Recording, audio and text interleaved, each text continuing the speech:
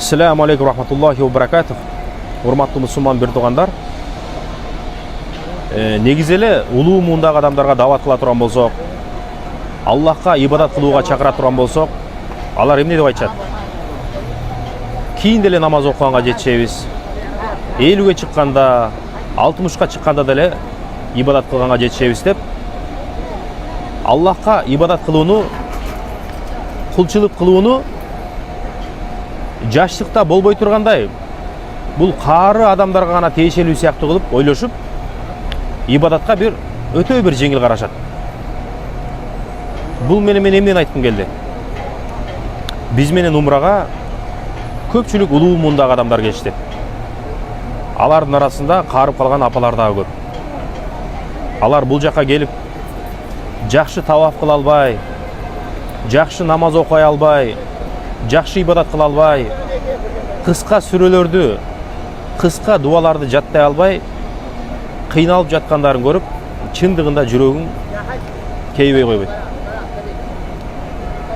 Мен мусулман жаштарга кайрылып кетет элем. Урматтуу мусулман жаштар, жаш кезде, күчтүү кезде, сулуу кезде Аллахка кулчулук кылып калыңыздар. Ибадат кылып калыңыздар. Жаштыктын күчтүүлүгү менен, жаштыктын деми менен Куран жаттап калыңыздар. Пайдалуу илим алып калыңыздар. Жакшы сооп амалдарды кылып калыңыздар.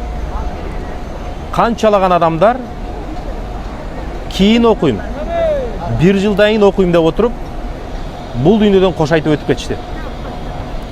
Аллах Таала өмүр берип, каарлык берген кээ бир мусулман бир туугандар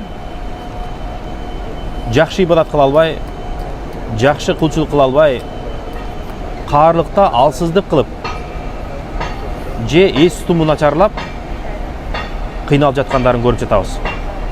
Ошондуктан жаш кезде, сулуу кезде, күчтүү кезде Аллах Таалага чырайлуу ибадат кылып калыңыздар.